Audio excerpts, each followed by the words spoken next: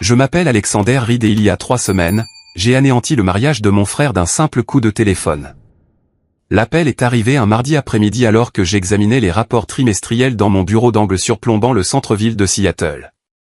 Mon assistante m'a appelé. Monsieur Reed, il y a une organisatrice de mariage au téléphone. Elle dit que c'est au sujet de votre frère Marcus. J'ai décroché le téléphone, m'attendant à entendre parler de quelques détails de dernière minute pour le mariage auquel j'étais censé assister dans 10 jours.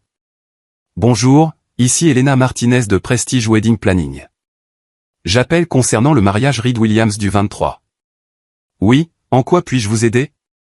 Eh bien, c'est assez embarrassant, mais on m'a chargé de vous informer que votre invitation a été annulée. Cependant, la famille espère que vous honorerez toujours votre engagement de couvrir la compte et les frais de traiteur comme discuté précédemment. J'ai posé mon stylo et me suis adossé à ma chaise. Je suis désolé. Pourriez-vous répéter? Votre famille a décidé que votre présence au mariage serait perturbatrice, mais elle a toujours besoin des $65 000 que vous aviez promis de contribuer. $65 000 pour un mariage auquel je n'étais plus invité. Et qui exactement a pris cette décision? Ai-je demandé. Vos parents et votre frère ont estimé que ce serait mieux pour toutes les personnes concernées. J'espère que vous comprenez. Je comprenais parfaitement. Ma famille voulait mon argent mais pas ma présence. Ils voulaient que je finance leur célébration tout en étant exclu de celle-ci. Elena, j'ai besoin que vous écoutiez très attentivement ce que je vais vous dire. Bien sûr, monsieur. Annulez tout le mariage. Il y a eu une pause. Je suis désolé. Qu'avez-vous dit? Annulez tout. Le lieu de réception, le traiteur, les fleurs, la musique, les réservations d'hôtel, tout. Monsieur, je pense qu'il y a eu un malentendu. Vous n'êtes pas le marié. Vous ne pouvez pas simplement annuler le mariage de quelqu'un d'autre. En fait, Elena, je peux, car je suis le propriétaire du lieu de réception. Je suis le propriétaire de l'entreprise de traiteurs qui fournit la nourriture. Je suis le propriétaire de la chaîne hôtelière où tous les invités de l'extérieur ont des réservations. Et depuis ce matin, je suis le propriétaire de l'entreprise qui vous emploie. Le silence à l'autre bout du fil était absolu. Monsieur Reed, êtes-vous en train de dire? Je suis en train de dire que ma famille vient de me désinviter d'un mariage qui se déroule entièrement sur mes propriétés, en utilisant mes services, planifiés par mes employés, et qu'ils veulent que je paie pour le privilège d'être exclu. Oh mon Dieu! Vous avez 24 heures pour informer tous les fournisseurs, invités et lieux de réception que le mariage Reed Williams a été annulé. Toute personne ayant déjà pris des dispositions de voyage recevra une compensation complète pour ses dépenses, mais il n'y aura pas de mariage le 23. J'ai raccroché le téléphone et me suis rassis dans ma chaise, regardant la ligne d'horizon de Seattle. Au loin, je pouvais voir le bâtiment qui abritait l'un de mes hôtels où les membres de ma famille étaient probablement en train de s'enregistrer en ce moment même, ignorant complètement que leur week-end de célébration était sur le point de devenir une leçon très coûteuse sur le respect. Mais pour comprendre comment nous en sommes arrivés là, je dois vous parler des 15 années passées à bâtir un empire pendant que ma famille pensait que je peinais à garder la tête hors de l'eau. Je m'appelle Alexander Reed. J'ai 35 ans et je suis le fondateur et PDG de Prestige Hospitality Group, une société qui possède et exploite des lieux de luxe, des services de traiteurs et des hôtels boutiques dans tout le nord-ouest du Pacifique. Ma valeur nette personnelle est d'environ $230 millions, répartie entre des biens immobiliers, des portefeuilles d'investissement et des actifs commerciaux qui génèrent plus de revenus passifs en un mois que la plupart des gens n'envoient en un an. Ma famille pense que je suis un décrocheur scolaire qui a enchaîné les petits boulots sans avenir au cours de la dernière décennie et qui vit probablement d'un chèque de paie à l'autre, quand les chèques de paie arrivent réellement. La tromperie n'était pas intentionnelle au début. Cela a commencé comme une simple question de vie privée. Le désir naturel de séparer ma réussite professionnelle de mes relations personnelles. Mais au fil des ans, alors que ma richesse augmentait et que la condescendance de ma famille restait constante, maintenir la fiction est devenu une forme de protection contre leurs jugements et leurs suppositions. Et parfois, c'est devenu une occasion de vengeance très coûteuse. Ayant grandi à Spokane en tant que l'aîné de 3 enfants, j'ai appris très tôt que mes parents avaient des définitions très précises de la réussite et de l'échec. La réussite signifiait suivre leur chemin tout tracé. Bonne note, diplôme universitaire, emploi en entreprise, ascension régulière sur l'échelle de quelqu'un d'autre jusqu'à atteindre un poste de cadre intermédiaire et pouvoir s'offrir une maison en banlieue avec un garage pour 2 voitures et des vacances annuelles dans des endroits comme Disneyland. L'échec signifiait tout ce qui s'écartait de ce plan. Mon frère Marcus a suivi le plan à la perfection. Tableau d'honneur de l'école primaire au lycée. Diplôme en commerce de l'Université de l'État de Washington. Poste de débutant dans une entreprise du Fortune 500. Promotion méthodique tous les 18 mois à 2 ans. À 30 ans, Marcus était l'exemple parfait de la réussite de la classe moyenne, salaire avec avantages sociaux, cotisation au plan 401K, maison de banlieue avec le garage pour 2 voitures requis. Fiançailles avec une femme aux références similaires et aux objectifs de vie compatibles. Ma sœur Caroline a suivi une légère variation du même chemin, diplôme universitaire en éducation, poste d'enseignante dans une école primaire réputée, mariage avec un autre enseignant rencontré pendant son stage. Vie confortable dans une communauté planifiée en dehors de Spokane où ils pouvaient s'offrir une belle maison et économiser pour les études de leurs enfants. Respectable, stable, prévisible. Et puis il y avait moi. Alexander, tu dois réfléchir sérieusement à ton avenir, a dit mon père lors de ce qui allait devenir le premier de nombreux dîners aux allures d'intervention. J'avais 17 ans, je travaillais comme directeur adjoint dans un restaurant local appelé Murphy's Irish Pub et je gagnais plus d'argent que la plupart de mes professeurs tout en apprenant plus sur la gestion d'entreprise que n'importe lequel de mes camarades dans leurs cours avancés. J'y pense, papa. Je veux posséder des restaurants un jour. Peut-être toute une chaîne. Ma mère m'a regardé comme si j'avais annoncé mon intention de rejoindre le cirque ou de devenir un joueur professionnel. Chérie, le travail en restauration n'est pas une carrière.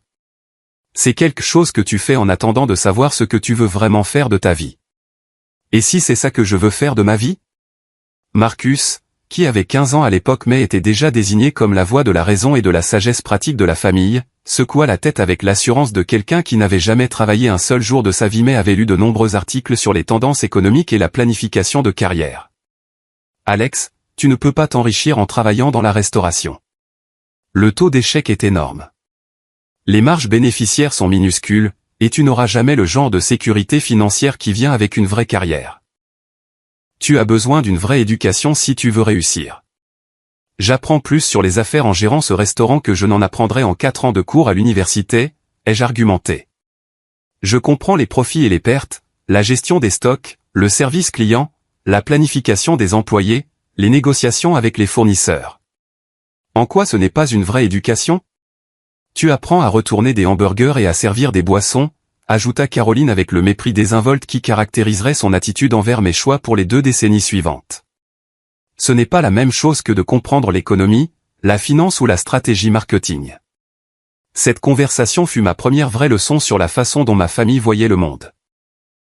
Pour eux, le succès légitime ne venait que par les voies traditionnelles, des diplômes universitaires coûtant des dizaines de milliers de dollars, des emplois en entreprise qui vous obligeaient à passer 40 ans à gravir l'échelle de quelqu'un d'autre, des chèques de paie réguliers qui venaient avec la sécurité de savoir exactement combien d'argent vous gagneriez pour le reste de votre vie.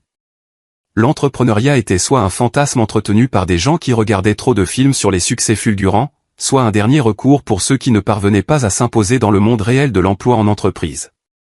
J'ai obtenu mon diplôme de fin d'études secondaires avec une moyenne de 2,8 et j'ai immédiatement commencé à travailler à temps plein au Murphy's Irish Pub. En 6 mois, je gérais toute l'opération pendant les services du soir. En 1 an, j'avais augmenté les bénéfices de 20% grâce à une meilleure gestion des stocks et à une formation améliorée du service client. En 18 mois, j'avais convaincu le propriétaire, un Irlandais vieillissant nommé Patrick Murphy qui voulait passer plus de temps avec ses petits-enfants, de me laisser ouvrir un 2e établissement avec moi-même comme directeur général. En 2 ans, je possédais les 2 restaurants. La réaction de ma famille fut prévisible et décevante. C'est une excellente expérience, fiston, dit mon père quand je lui ai parlé de l'achat lors d'un dîner de famille que j'avais préparé moi-même en utilisant des recettes que j'avais perfectionnées dans mes propres cuisines. Maintenant, tu peux mettre propriétaire d'entreprise sur ton CV quand tu postules pour des postes de direction dans de vraies entreprises. Pourquoi voudrais-je travailler pour quelqu'un d'autre alors que je possède 2 entreprises rentables qui grandissent chaque mois? Parce que les restaurants font faillite, Alexander. 90% d'entre eux ferment en 5 ans. Ceux qui survivent atteignent généralement l'équilibre au mieux. Tu dois penser à la stabilité à long terme au lieu des profits à court terme. Papa, je ne fais pas que survivre. Je prospère.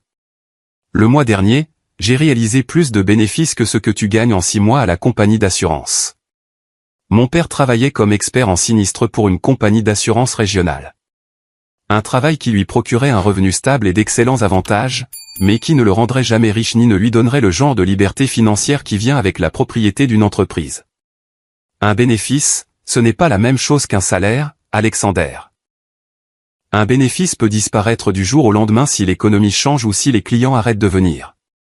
Un salaire est un revenu garanti sur lequel tu peux compter pour planifier ton avenir. Cette conversation a défini la différence fondamentale entre la mentalité de ma famille et la mienne. Et elle allait influencer chaque interaction que nous aurions au cours de la décennie suivante. Ils voyaient la possession d'une petite entreprise comme étant intrinsèquement risquée et instable, quelque chose que l'on faisait en attendant de trouver un vrai travail dans une grande entreprise offrant sécurité et prévisibilité. Je la voyais comme le fondement pour bâtir une richesse et créer le genre de vie où l'on contrôle son propre destin au lieu de dépendre des décisions de quelqu'un d'autre sur sa valeur et son avenir. Au cours des 5 années suivantes, j'ai prouvé à ma famille qu'elle avait tort d'une manière qu'elle ne pouvait ignorer, bien qu'elle continuât à trouver des raisons de rejeter mon succès comme étant temporaire ou insoutenable. Je suis passé de 2 restaurants à 6. Chacun plus rentable que le précédent. Chacun m'enseignant de nouvelles leçons sur les opérations, le marketing, la finance et le leadership. À 24 ans, j'ai vendu les 6 restaurants pour un total de 2,8 millions de dollars et j'ai réinvesti la totalité de la somme dans une entreprise de traiteurs spécialisée dans les événements d'entreprise et les fêtes privées haut de gamme. Ma famille a supposé que j'avais vendu les restaurants parce qu'ils étaient en difficulté. Et ils ont vu l'entreprise de traiteurs comme la preuve que je recommençais à zéro, toujours incapable de trouver quelque chose de stable qui pourrait offrir une sécurité à long terme. Au moins, la restauration est plus chic que de gérer des pubs, a dit ma mère quand je lui ai expliqué la transition lors d'un de nos dîners de famille mensuels. Peut-être que cela mènera à quelque chose de plus professionnel. Plus professionnel. Comme si servir de la nourriture à des dirigeants d'entreprise et à des familles riches était en quelque sorte plus légitime que de servir de la nourriture à des clients de la classe ouvrière qui appréciaient le bon rapport qualité-prix et un service amical. L'entreprise de traiteurs a connu une croissance rapide, servant des événements dans tout l'est de l'État de Washington et générant des bénéfices qui dépassaient tout ce que j'avais accompli avec les restaurants. En 3 ans, je réalisais plus de 400 000 $ de bénéfices annuels. Plus d'argent que mes parents n'avaient jamais imaginé possible pour quelqu'un sans diplôme universitaire. Mais comme je continuais à vivre modestement, conduisant toujours ma Toyota Camry fiable mais peu impressionnante, vivant toujours dans un appartement décent mais pas extravagant, m'habillant toujours de façon décontractée quand je ne travaillais pas, ma famille a supposé que l'entreprise de traiteur n'était qu'une autre petite opération qui me procurait un revenu confortable mais pas remarquable. Quand j'ai vendu l'entreprise de traiteur pour 12 millions de dollars à 27 ans et que j'ai utilisé l'argent pour commencer à acquérir des lieux d'événements, des hôtels et d'autres propriétés hôtelières, ma famille a interprété cela comme la preuve que je continuais à passer d'une entreprise à l'autre. Toujours incapable de trouver quelque chose de stable qui pourrait offrir une satisfaction professionnelle à long terme. Je m'inquiète juste que tu ne te fixes jamais dans un domaine, a dit ma mère lors d'une conversation sur mon dernier changement de carrière. Marcus est dans la même entreprise depuis 8 ans maintenant et il construit vraiment quelque chose là-bas. Caroline a la permanence dans son école, donc elle sait qu'elle aura toujours la sécurité de l'emploi, mais toi, tu recommences tous les quelques années. Recommencer.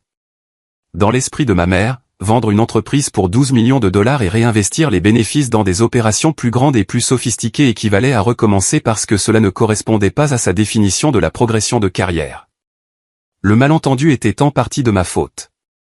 Chaque fois que mon revenu augmentait de manière significative, je maintenais le même style de vie modeste qui avait caractérisé le début de ma vingtaine. Une partie de cela était pratique. Je réinvestissais chaque dollar que je gagnais dans l'acquisition de nouvelles propriétés et l'expansion de mon empire commercial, en me concentrant sur la constitution d'un patrimoine à long terme plutôt que sur l'inflation du style de vie à court terme. Mais une partie de cela était aussi psychologique.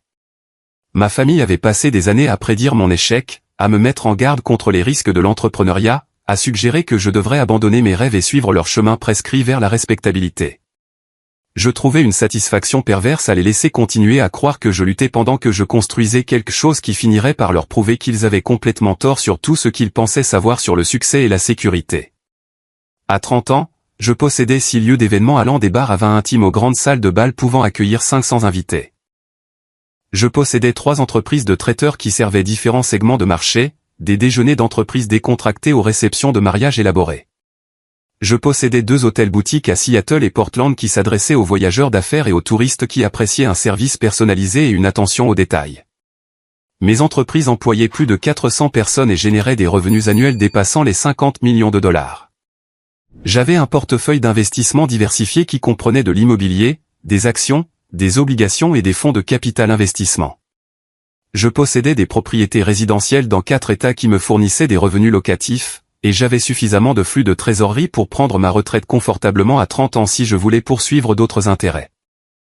Ma famille pensait que j'étais un directeur de restaurant qui avait eu de la chance à quelques reprises, mais qui vivait toujours essentiellement d'un chèque de paie à l'autre, luttant probablement pour économiser de l'argent pour la retraite ou les urgences.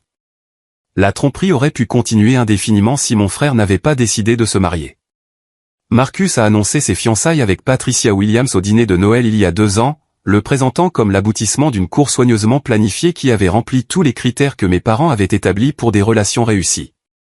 Patricia venait du genre de famille dans laquelle mes parents avaient toujours espéré que leurs enfants se marieraient, bien éduqués, financièrement à l'aise, socialement connectés, attachés aux mêmes valeurs de la classe moyenne qui définissaient la vision du monde de mes parents. Son père était un chirurgien spécialisé en procédures cardiaques et gagnait le genre d'argent qui permettait des vacances en Europe et des études en école privée. Sa mère était une avocate qui avait bâti un cabinet prospère en planification successorale et passait son temps libre dans des conseils d'administration caritatifs qui organisaient des événements de collecte de fonds pour les hôpitaux et musées locaux.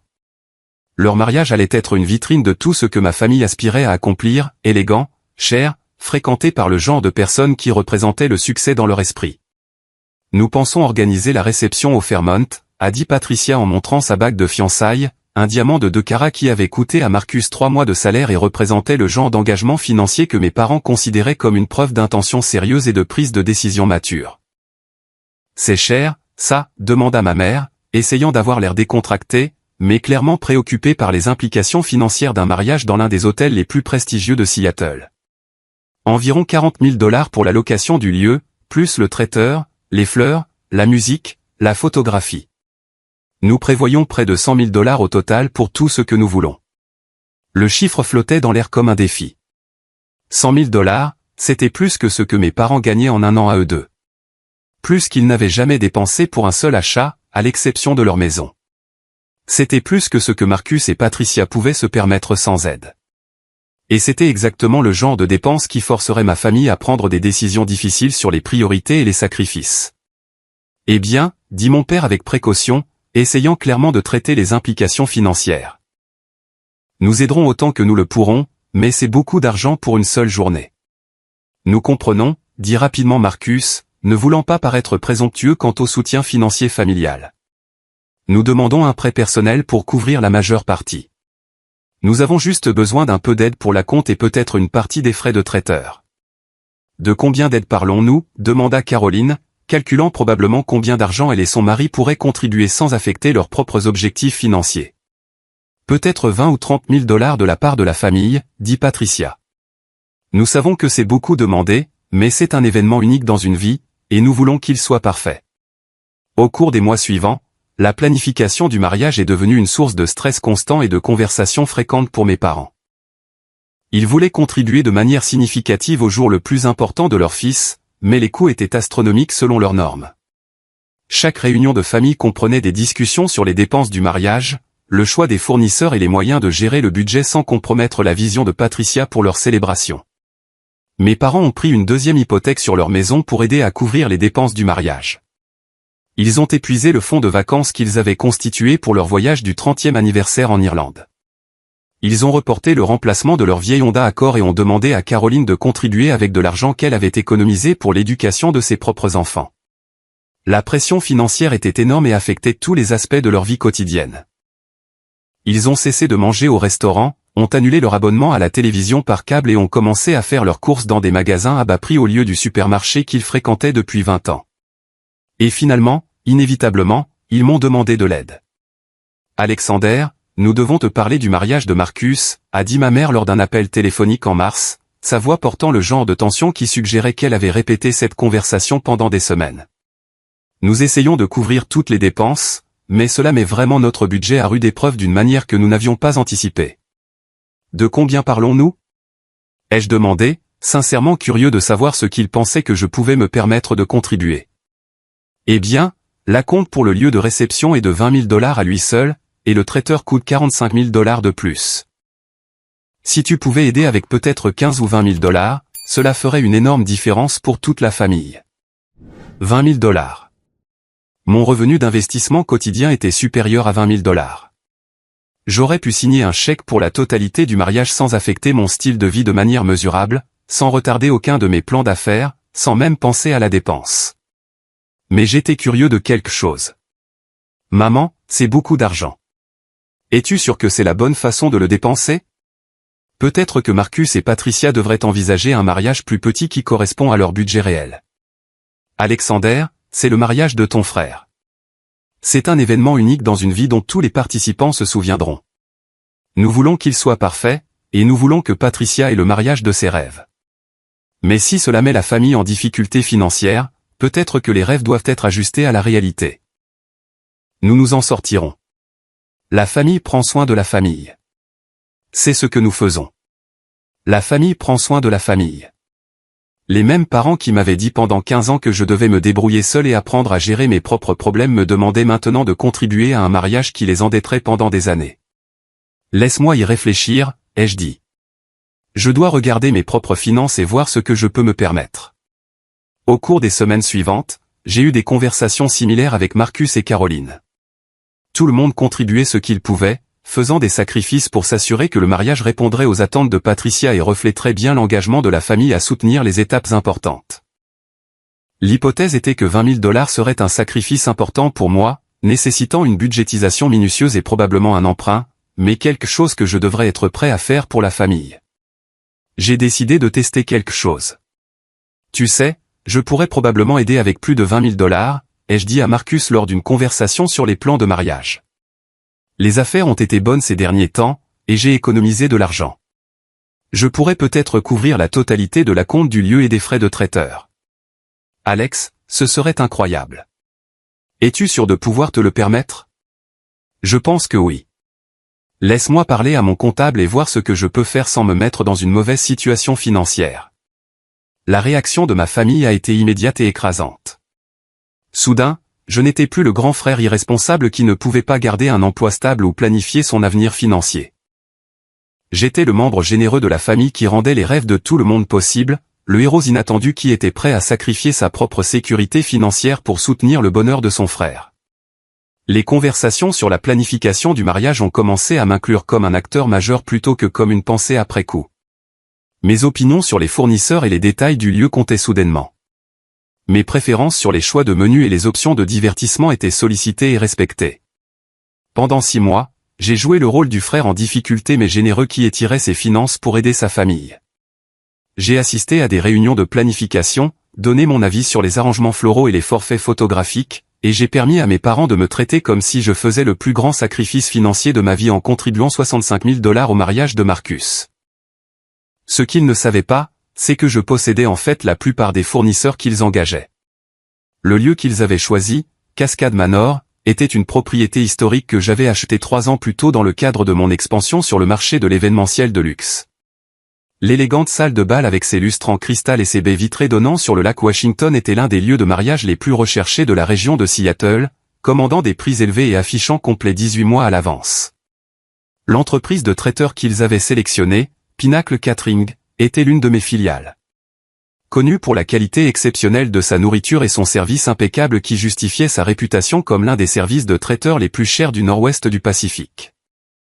L'hôtel où les invités de l'extérieur séjourneraient, le Prestige Seattle, était l'établissement phare de ma chaîne hôtelière, un établissement boutique qui offrait un service personnalisé et des équipements de luxe aux voyageurs d'affaires et aux touristes qui appréciaient la qualité plutôt que le prix. Le service de planification de mariage coordonnant tous les détails, Elite Events Management, était une entreprise que j'avais acquise 6 mois plus tôt dans le cadre de ma stratégie pour contrôler chaque aspect de l'expérience événementielle de luxe. Même les arrangements floraux étaient fournis par Garden of Eden, un fleuriste haut de gamme qui opérait depuis un espace que je possédais au Pike Place Market du centre-ville de Seattle. Ma famille planifiait sans le savoir sa célébration la plus importante en utilisant mes entreprises, financées par mon argent, tout en continuant à me traiter comme quelqu'un qui avait à peine 2 sous à frotter l'un contre l'autre et qui prenait probablement une décision financière insensée en contribuant plus qu'il ne pouvait se le permettre. L'ironie était délicieuse, mais elle était sur le point de devenir encore plus intéressante. 3 mois avant le mariage, quelque chose a changé dans l'attitude de ma famille à mon égard. Je l'ai remarqué pour la première fois lors d'un barbecue familial chez mes parents en juillet, alors que le mariage était devenu le principal sujet de conversation de chaque rassemblement. Alexander a été si généreux avec les dépenses du mariage, disait ma mère aux parents de Patricia, qui était venue de Bellevue pour rencontrer la famille élargie et discuter des derniers préparatifs. Nous n'aurions vraiment pas pu le faire sans son aide. C'est merveilleux, répondit le père de Patricia, un homme distingué d'une cinquantaine d'années qui portait le genre de vêtements décontractés qui coûtaient plus cher que les mensualités de voiture de la plupart des gens. Ce doit être agréable d'avoir une famille qui peut se mobiliser en cas de besoin. La conversation s'est poursuivie, mais j'ai remarqué quelque chose dans la façon dont ma mère parlait de ma contribution. Il y avait une implication subtile que j'aidais au-delà de mes moyens, que ma générosité était admirable mais aussi potentiellement insensée. Le genre de décision que quelqu'un avec une compréhension financière limitée pourrait prendre par loyauté familiale. Plus tard dans la soirée, Marcus m'a pris à part pour une conversation privée sur la terrasse arrière pendant que le reste de la famille était à l'intérieur en train de nettoyer après le dîner. Alex, je veux que tu saches à quel point Patricia et moi apprécions ce que tu fais pour nous, mais je veux aussi m'assurer que tu ne te mets pas dans une mauvaise situation financière. 65 000 $, c'est beaucoup d'argent pour quelqu'un dans ta situation. Ma situation? Tu sais, travailler dans la restauration et le traiteur, ne pas avoir de salaire stable ni d'avantages sociaux. Je veux juste m'assurer que tu n'empruntes pas d'argent, que tu n'utilises pas de carte de crédit ou que tu ne fais rien de risqué pour nous aider. C'était la première fois que quelqu'un abordait directement ce qu'il supposait de ma situation financière. Et j'ai réalisé que la gratitude de ma famille était mêlée de pitié. Ils pensaient que je sacrifiais ma propre sécurité financière pour les aider. Et bien qu'ils apprécient le geste, ils le voyaient aussi comme une preuve de mauvais jugement et de manque de planification financière pratique. Je peux me le permettre, Marcus. Tu n'as pas besoin de t'inquiéter pour mes finances. Je sais, mais quand même. Peut-être que tu devrais garder une partie de l'argent et contribuer moins. Nous pouvons trouver d'autres moyens de couvrir les coûts. La conversation était surréaliste. Mon frère m'encourageait à contribuer moins d'argent à son mariage parce qu'il s'inquiétait de ma capacité à me permettre ma propre générosité. Il n'avait aucune idée que tout le budget de son mariage était inférieur à ce que je gagnais en une seule semaine, que j'aurais pu payer pour 10 mariages de la même ampleur sans affecter mon niveau de vie. Le mois d'août a apporté la même énergie. Les conversations familiales sur le mariage incluaient de plus en plus de suggestions subtiles que je devrais reconsidérer ma contribution, que 65 000 $ était plus que ce que quelqu'un dans ma position devrait dépenser pour la célébration de quelqu'un d'autre. Alexander, nous adorons que tu veuilles aider, a dit Caroline lors d'un dîner de famille où le plat principal était dominé par la discussion des plans de table du mariage et des décomptes finaux, mais tu dois penser à ton propre avenir. Et si tu as besoin de cet argent pour une urgence? Et si tu veux acheter une maison ou fonder une famille un jour? Et si le secteur de la restauration ralentit? Ajouta mon père. Tu pourrais avoir besoin de cet argent pour couvrir tes propres dépenses si tu traverses une période difficile. Ils essayaient de me protéger de ma propre générosité. Convaincu que je prenais une décision financièrement irresponsable par loyauté familiale et investissement émotionnel dans le bonheur de mon frère, leur inquiétude aurait été touchante si elle n'avait pas été basée sur une incompréhension aussi fondamentale de ma situation financière réelle. Septembre fut le mois où les choses prirent une tournure plus sombre. J'ai commencé à remarquer que les conversations familiales sur le mariage se déroulaient sans moi. Des réunions de planification étaient programmées lorsque j'étais censé travailler et ne pouvais pas y assister. Des décisions étaient prises puis m'étaient annoncées après coup, présentées comme des conclusions qui avaient été atteintes après un examen attentif de tous les facteurs pertinents. Quand je demandais à être inclus dans les réunions avec les fournisseurs ou les visites des lieux, on me disait que tout était sous contrôle et que ma contribution n'était pas nécessaire pour les détails restants. Nous ne voulons pas te faire perdre ton temps avec de petits détails, m'a expliqué ma mère quand j'ai demandé pourquoi je n'avais pas été invité à une dégustation finale chez l'entreprise de traiteurs que je possédais en fait. Tu es occupé avec le travail et nous pouvons nous occuper de la planification à partir de maintenant. Mais je soupçonnais qu'il y avait plus que de l'inquiétude pour mon emploi du temps. La vérité est apparue lors d'un appel téléphonique que je n'étais pas censé entendre.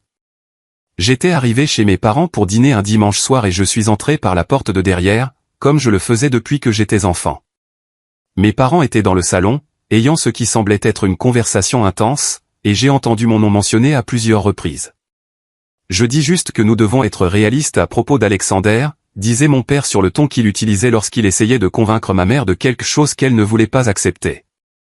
65 000 $, c'est plus que ce qu'il gagne en un an. Il va s'attendre à un traitement de faveur à cause de sa contribution. Quel genre de traitement de faveur, demanda ma mère. Il va vouloir amener une invitée même si nous avons dit à tout le monde que c'était uniquement pour la famille. Il va vouloir être inclus dans toutes les photos de famille et dans la ligne de réception. Il va vouloir faire un discours à la réception sur l'importance de la famille pour lui. Tu sais comment il est quand il pense qu'il est important. Peut-être devrions-nous simplement lui dire que nous pouvons nous occuper des coups nous-mêmes, a suggéré ma mère. Je n'aime pas me sentir redevable envers quelqu'un qui va juste faire des demandes plus tard. Il est trop tard pour ça. Nous avons déjà accepté son argent et tous les contrats sont signés. Mais nous devons nous assurer qu'il comprend que c'est le jour de Marcus, pas le sien. Ce n'est pas parce qu'il paie une partie que ça lui donne le droit d'être le centre de l'attention. Je suis resté dans la cuisine, écoutant mes parents discuter de moi comme si j'étais un problème à gérer plutôt qu'un membre de la famille qui essayait d'aider. Ils n'étaient pas reconnaissants de ma contribution. Ils en étaient pleins de ressentiment.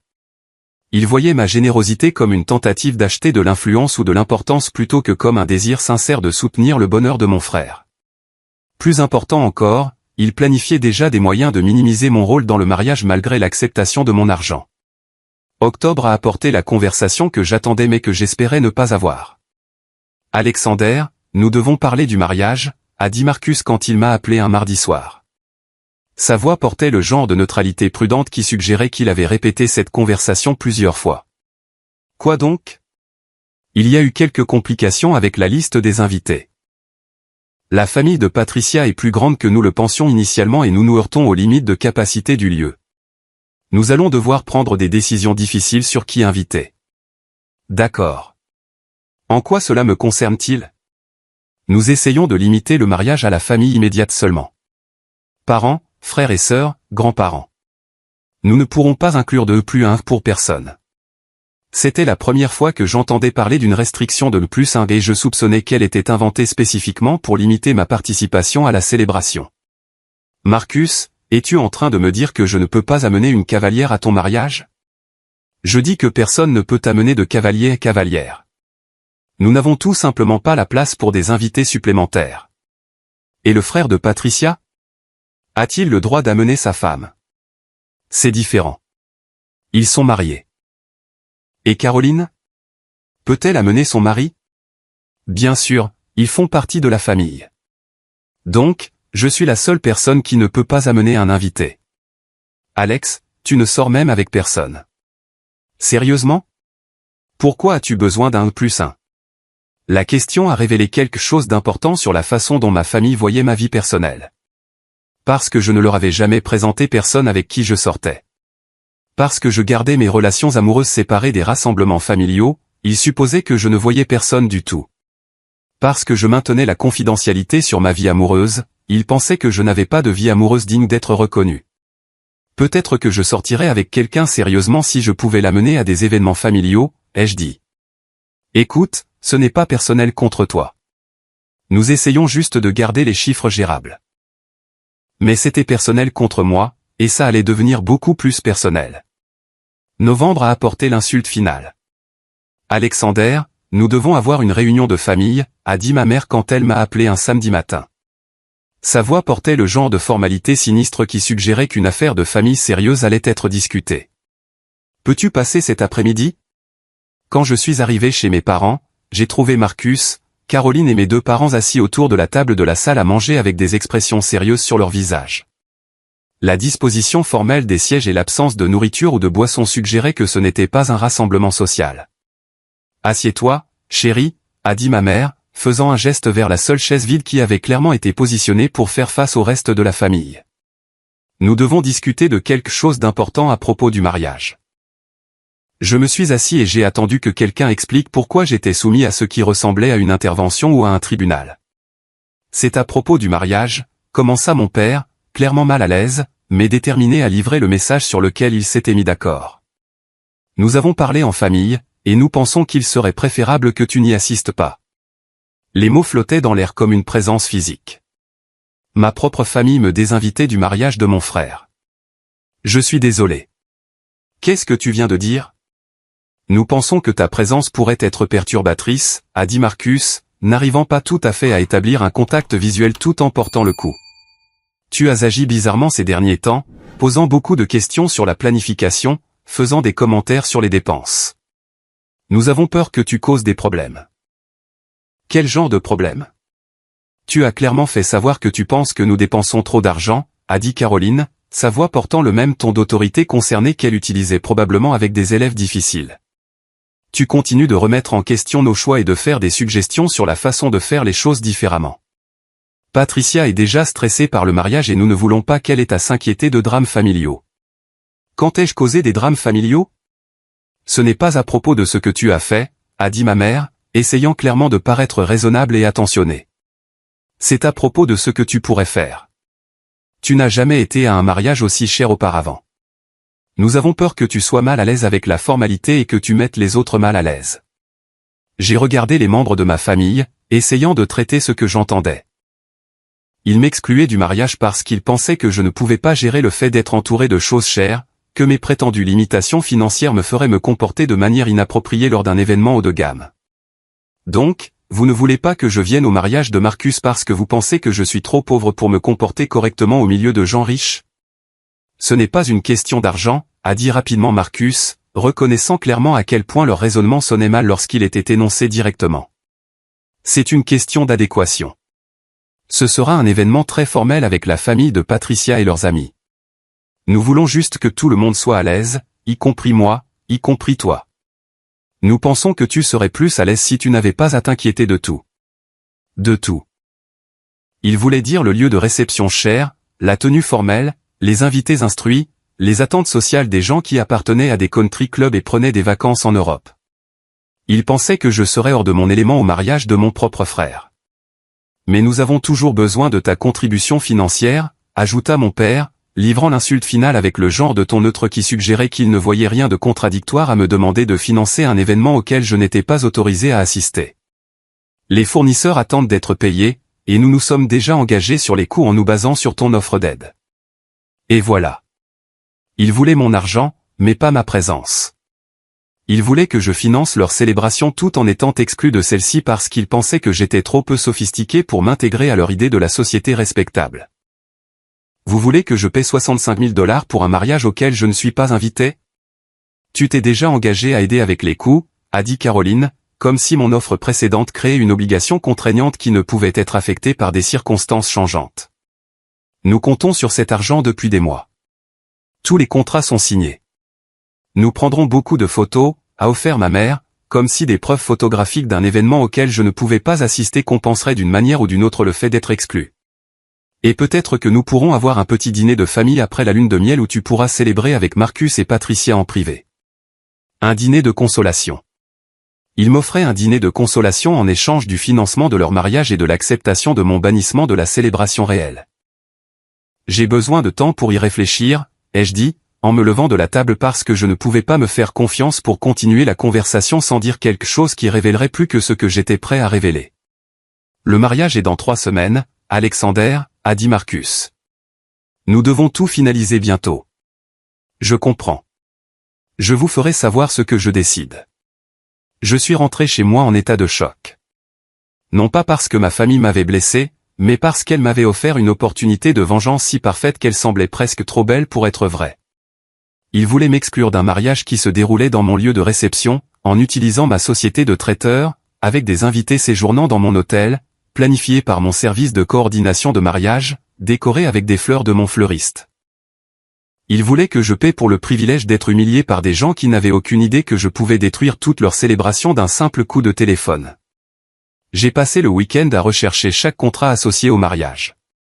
Le contrat de location du lieu pour Cascade Manor avec son élégante salle de bal et ses vues panoramiques sur le lac Washington.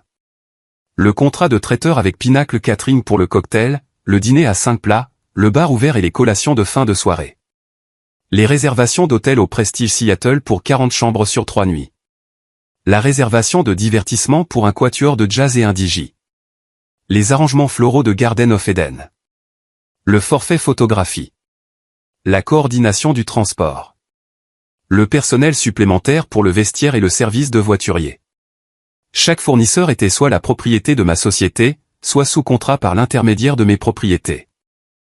Ma famille avait planifié sa célébration la plus importante comme un hommage involontaire à mon empire commercial tout en me traitant comme quelqu'un qui ne méritait pas d'être témoin de son bonheur. Lundi matin, j'ai appelé mon assistante de direction et lui ai demandé de préparer un rapport complet sur toutes les réservations liées au mariage Reed-Williams dans nos propriétés. Les chiffres étaient stupéfiants. Au-delà des 65 000 $ qu'il voulait que je contribue, la valeur totale des services fournis par mes entreprises dépassait 180 000 $. Le bloc de chambres d'hôtel comprenait 40 chambres pour 3 nuits, avec des invités payant des tarifs premium pour des suites avec vue sur le lac et des équipements de luxe. La location du lieu comprenait non seulement la salle de bal de la réception, mais aussi la suite nuptiale pour la préparation de Patricia, la salle de préparation du marié pour Marcus et ses garçons d'honneur, et le site de la cérémonie avec ses jardins et son kiosque surplombant l'eau. Le forfait traiteur comprenait un cocktail avec des alcools premium et des boissons signature, un dîner à 5 plats avec accord mets et vin, un bar ouvert jusqu'à minuit et des collations de fin de soirée pour les invités qui voulaient continuer à célébrer. Il y avait des services supplémentaires pour les arrangements floraux dans tout le lieu, de la musique live pendant la cérémonie et la réception, la coordination de la photographie, le transport entre l'hôtel et le lieu, et du personnel spécialisé pour tout, du vestiaire au service de voiturier. Si tous ces services étaient annulés simultanément, il serait impossible de recréer le mariage ailleurs avec seulement 2 semaines de préavis. La liste des invités comprenait des personnes venant de tout le pays qui avaient déjà réservé des vols et fait des plans de vacances autour de la célébration. La robe de la mariée avait été conçue spécifiquement pour l'esthétique du lieu choisi et semblerait déplacée dans un cadre différent. La lune de miel en Italie devait commencer immédiatement après la réception avec des vols qui ne pouvaient pas être modifiés sans frais énormes. Annuler le mariage ne ferait pas seulement déranger ma famille. Cela les humilierait devant tous ceux qu'ils connaissaient et respectaient, détruirait la célébration de rêve de Patricia et créerait un scandale dont on parlerait pendant des années, ce qui était exactement ce qu'ils méritaient. Le mardi matin a apporté l'appel téléphonique d'Elena Martinez qui allait tout changer. Bonjour, ici Elena Martinez de Prestige Wedding Planning. J'appelle concernant le mariage Reed-Williams du 23. Oui.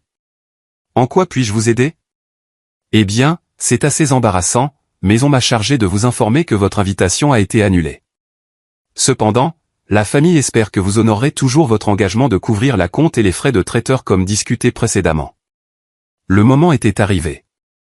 Ma famille m'avait officiellement demandé de payer pour un mariage auquel je n'étais pas autorisé à assister. Et il l'avait fait par l'intermédiaire d'une organisatrice de mariage qui travaillait pour une entreprise que j'avais achetée 6 mois plus tôt. Elena, j'ai besoin que vous écoutiez très attentivement ce que je vais vous dire. Bien sûr, monsieur. Annulez tout le mariage. Je suis désolé. Qu'avez-vous dit? Annulez tout. Le lieu de réception, le traiteur, les fleurs, la musique, les réservations d'hôtel, tout. Monsieur, je pense qu'il y a eu un malentendu. Vous n'êtes pas le marié. Vous ne pouvez pas simplement annuler le mariage de quelqu'un d'autre. En fait, Elena, je peux, car je suis le propriétaire du lieu de réception. Je suis le propriétaire de l'entreprise de traiteur qui fournit la nourriture. Je suis le propriétaire de la chaîne hôtelière où tous les invités de l'extérieur ont des réservations, et depuis ce matin, je suis le propriétaire de l'entreprise qui vous emploie. Le silence qui a suivi était absolu et a duré assez longtemps pour que je me demande si l'appel avait été coupé. Monsieur Reed, êtes-vous en train de dire? Je suis en train de dire que ma famille vient de me désinviter d'un mariage qui se déroule entièrement sur mes propriétés, en utilisant mes services, planifiés par mes employés, et qu'ils veulent que je paie pour le privilège d'être exclu. Oh mon Dieu! Vous avez 24 heures pour informer tous les fournisseurs, invités et lieux de réception que le mariage Reed-Williams a été annulé. Toute personne ayant déjà pris des dispositions de voyage recevra une compensation complète pour ses dépenses, y compris les vols, les hôtels et tout autre coût qu'elle a engagé. Mais il n'y aura pas de mariage le 23. Monsieur, ce sera dévastateur pour le couple et leur famille. Elena, laissez-moi vous poser une question. Si quelqu'un vous désinvitait de votre propre fête d'anniversaire, mais s'attendait toujours à ce que vous la payiez, comment réagiriez-vous? Je serais furieuse. Alors vous comprenez parfaitement ma position. Après avoir raccroché, je suis resté assis dans mon bureau et j'ai regardé la ligne d'horizon de Seattle tout en contemplant ce que je venais de déclencher. D'ici demain, ma famille découvrirait que le mariage de leur rêve était devenu un cauchemar, et ils n'auraient aucune idée que leur propre traitement à mon égard était la cause directe de leur humiliation. Mon téléphone a commencé à sonner 20 minutes plus tard. « Alexander, qu'est-ce que tu viens de faire, bordel ?» La voix de Marcus tremblait de rage et de panique. Le contrôle prudent qu'il maintenait habituellement avait complètement disparu. « J'ai décidé de ne pas assister à votre mariage. Le lieu de réception vient d'annuler notre contrat. Ils ont dit que toutes nos réservations ont été résiliées. Le traiteur a annulé. L'hôtel a annulé. Le mariage est annulé. C'est regrettable. » « Regrettable, Alexander ? Tu as détruit mon mariage. Comment as-tu pu me faire ça ? Je ne t'ai rien fait, Marcus. J'ai simplement choisi de ne pas financer un événement auquel je n'étais pas invité. De quoi tu parles ? Tu n'as rien à voir avec le lieu de réception. En fait, si. Je suis le propriétaire du lieu. Je suis aussi le propriétaire de l'entreprise de traiteur, de l'hôtel et du service de planification de mariage. Toute votre célébration était fournie par mes entreprises. Le silence qui a suivi a duré près de 30 secondes. C'est impossible, a finalement dit Marcus. Tu ne possèdes rien. Tu es directeur de restaurant. J'étais propriétaire de restaurant il y a 15 ans. Depuis, j'ai bâti un empire hôtelier d'une valeur de plus de 200 millions de dollars. Chaque fournisseur que vous avez engagé pour votre mariage travaille pour moi. Tu mens. Marcus, comment penses-tu que j'ai pu me permettre de contribuer 65 000 $ à ton mariage? Croyais-tu vraiment qu'un directeur de restaurant avait ce genre d'argent de côté? Une autre longue pause pendant qu'il traitait les implications. Pourquoi ne nous l'as-tu pas dit? Parce que vous n'avez jamais demandé. Vous avez tous supposé que j'avais des difficultés financières et je n'ai vu aucune raison de corriger vos suppositions. Surtout que ces suppositions vous ont amené à me traiter comme quelqu'un dont les sentiments n'avaient pas d'importance. Alexander, nous pouvons arranger ça. Nous pouvons parler de l'invitation. Peut-être avons-nous fait une erreur. Vous avez fait plusieurs erreurs. Vous m'avez désinvité du mariage de mon frère parce que vous pensiez que j'étais trop pauvre pour me comporter convenablement lors d'un événement coûteux. Vous m'avez demandé de financer une célébration tout en m'excluant de celle-ci. Et vous avez fait tout cela en utilisant des entreprises que je possède. Je ne savais pas. Tu ne savais pas parce que tu n'as jamais pris la peine d'apprendre quoi que ce soit sur ma vie réelle. Tu préférais croire que j'étais un échec parce que cela te faisait te sentir mieux par rapport à ton propre succès modeste. Mon téléphone a sonné 6 fois de plus dans l'heure qui a suivi. Caroline a appelé pour pleurer et me supplier de reconsidérer ma décision. Ma mère a appelé pour m'accuser de ruiner la famille et de détruire le bonheur de Marcus par dépit. Mon père a appelé pour exiger que je m'explique et que je répare ce que j'avais cassé. Patricia a appelé pour me hurler dessus pour avoir détruit le jour le plus important de sa vie. Je n'ai répondu à aucun des appels. Au lieu de cela, j'ai demandé à mon assistante de préparer un communiqué de presse annonçant que Prestige Hospitality Group ferait un don de 100 000 $ à des œuvres de charité locales en l'honneur du mariage Reed Williams qui devait avoir lieu samedi. Le don financerait des bourses pour les travailleurs de l'industrie hôtelière qui voulaient créer leur propre entreprise, des programmes de formation continue pour les directeurs de restaurants et des prêts de développement de petites entreprises pour les entrepreneurs issus de milieux populaires.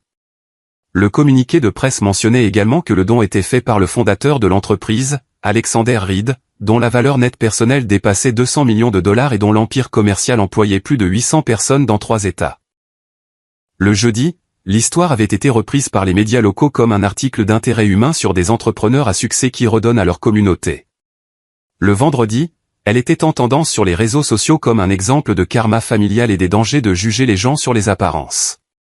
L'humiliation de ma famille était complète et très publique. Samedi matin, je me suis réveillé dans mon appartement Pentouse et j'ai préparé du café en regardant le front de mer de Seattle. Dans une autre chronologie, j'aurais été en train de me préparer pour assister au mariage de mon frère, me sentant probablement mal à l'aise et déplacé parmi les parents riches de Patricia et les amis prétentieux de ma famille. Au lieu de cela, je prévoyais un week-end tranquille de lecture et de détente. Mon téléphone a vibré avec un message texte d'un numéro inconnu. Alex, c'est Patricia. S'il te plaît, appelle-moi. Nous devons parler. J'ai supprimé le message sans répondre. 1 heure plus tard, un autre message est arrivé de Marcus. Je sais que tu nous détestes en ce moment, mais nous sommes toujours une famille. Pouvons-nous s'il te plaît essayer de régler ça? J'ai également supprimé ce message. À midi, j'avais reçu 37 messages textes et 42 messages vocaux de divers membres de la famille, invités du mariage et connaissances communes qui voulaient comprendre ce qui s'était passé. Je les ai tous ignorés. La seule communication à laquelle j'ai répondu était un email d'Elena Martinez. Monsieur Reed, je voulais vous remercier pour la façon dont vous avez géré l'annulation. Vous avez été professionnel et généreux avec la compensation des invités, et j'ai appris quelque chose d'important sur le fait de ne pas faire de suppositions sur les gens. Si jamais vous avez besoin de services de planification de mariage à l'avenir, je serais honoré de travailler avec vous. J'ai répondu, Elena, vous avez géré une situation difficile avec grâce et professionnalisme. Je vous ai déjà recommandé pour une promotion au sein de l'entreprise. Merci de m'avoir traité avec respect même quand vous pensiez que j'étais sans pouvoir. Le dimanche soir a apporté un dernier appel de mon père. Alexander, je t'appelle pour te demander de reconsidérer. Reconsidérer quoi, papa? Tout. L'annulation du mariage, la façon dont tu gères cette situation, les dommages que tu causes à notre famille. Les dommages que je cause? Fiston, je comprends que tu sois en colère à propos de l'invitation. Peut-être avons-nous fait des erreurs dans la façon dont nous avons géré ça. Mais annuler le mariage était extrême. Tu as blessé beaucoup de gens innocents. Vraiment? Ou ai-je simplement cessé de subventionner des gens qui avaient clairement indiqué qu'ils ne voulaient pas de moi? Ce n'est pas juste. Nous t'aimons, Alexander. Nous t'avons toujours aimé. Vous aimez l'idée de moi, papa. Vous aimez avoir un fils qui peut contribuer 65 000 $ aux célébrations familiales. Mais vous n'aimez pas la personne que je suis réellement parce que vous n'avez jamais pris la peine de découvrir qui est cette personne. Nous voulons le découvrir. Nous voulons reconstruire notre relation avec toi. Sur la base de quoi? Mon argent, mon succès, le fait que je me sois avéré plus réussi que vous ne l'auriez jamais imaginé. Sur la base du fait que tu es notre fils. Je suis votre fils depuis 35 ans, papa. Il n'aurait pas fallu un mariage annulé pour que vous vous en rendiez compte. La conversation a continué pendant 20 minutes de plus, mais la dynamique fondamentale n'a pas changé. Mon père voulait réparer notre relation, mais il ne pouvait toujours pas reconnaître que le traitement de ma famille à mon égard avait été fondamentalement mauvais. Il voyait l'annulation du mariage comme une réaction excessive à un malentendu social mineur plutôt que comme la conséquence naturelle d'années de comportements méprisants. Nous avons terminé l'appel sans résolution, et je n'ai parlé à aucun membre de la famille depuis. 3 mois se sont écoulés depuis le mariage qui n'a jamais eu lieu. Mon entreprise continue de prospérer. Ma richesse personnelle continue de croître. Et ma vie continue d'être épanouissante d'une manière qui n'a rien à voir avec l'approbation ou la reconnaissance familiale. J'ai reçu des dizaines de demandes d'interviews de journalistes qui veulent écrire sur l'histoire de la vengeance du mariage. Je les ai toutes déclinées. Le but n'a jamais été de devenir célèbre ou d'humilier publiquement ma famille. Le but était d'établir que je n'accepterais pas d'être traité comme inférieur par des gens qui n'avaient aucune idée de quoi ils parlaient. Marcus et Patricia ont finalement eu une petite cérémonie de mariage 6 mois plus tard. D'après ce que j'ai entendu par des connaissances communes, c'était un bel événement qui a eu lieu dans un parc public avec un traiteur d'une épicerie locale et des décorations qu'ils avaient faites eux-mêmes. Ils semblent heureux ensemble et j'espère sincèrement que leur mariage sera réussi. Caroline et moi maintenons un contact minimal via les réseaux sociaux. Elle m'envoie des vœux d'anniversaire et des salutations de vacances et je réponds poliment mais sans enthousiasme. Il n'y a pas d'hostilité entre nous, mais il n'y a pas non plus de véritable relation. Mes parents ont fait plusieurs tentatives pour reconstruire notre lien, y compris une lettre d'excuse formelle et une invitation pour le dîner de Thanksgiving. J'ai poliment décliné leurs ouvertures tout en gardant la porte ouverte à une réconciliation future s'ils démontrent une véritable compréhension de ce qui n'allait pas. Le développement le plus surprenant a été le nombre de personnes qui m'ont contacté pour partager des histoires similaires de membres de leur famille qui les traitaient mal jusqu'à ce qu'ils connaissent un succès inattendu. Apparemment, être sous-estimé par sa propre famille est plus courant que je ne le pensais. J'ai également découvert que bâtir une richesse en secret présente des avantages inattendus. Parce que mon succès n'était pas de notoriété publique, j'ai pu observer le vrai caractère des gens sans les effets déformants d'une richesse connue. J'ai appris à qui on pouvait faire confiance avec sa vulnérabilité et qui exploiterait une faiblesse perçue. La leçon que j'ai tirée de cette expérience ne concerne pas l'argent, la vengeance ou la dynamique familiale. Elle concerne l'importance de respecter les gens, quelles que soient leurs circonstances apparentes, et le danger de faire des suppositions sur les autres sur la base d'informations limitées. Ma famille a supposé que j'avais des difficultés financières parce que je m'habillais modestement et que je conduisais une vieille voiture. Ils n'ont jamais posé de questions sur mes entreprises, mes objectifs ou mes réalisations parce qu'ils avaient déjà décidé que je ne valais pas la peine d'être pris au sérieux. Leurs suppositions leur ont coûté non seulement un mariage, mais une relation avec quelqu'un qui aurait pu être vraiment utile et solidaire s'ils l'avaient traité avec un respect de base. L'ironie, c'est qu'ils avaient raison sur une chose. Je n'avais pas ma place à leur mariage coûteux. Non pas parce que je ne pouvais pas me permettre d'y être, mais parce que j'avais dépassé le besoin de leur approbation. Et parfois, dépasser les attentes de sa famille est la forme de succès la plus libératrice que l'on puisse atteindre. Merci d'avoir parcouru ce chemin avec moi. Avant de partir, j'ai laissé 2 autres histoires ici sur votre écran. Toutes 2 d'hommes qui ont découvert que la famille n'est pas toujours celle dans laquelle on est. C'est celle qui vous soutient lorsque la vérité éclate. Cliquez sur celle qui vous interpelle.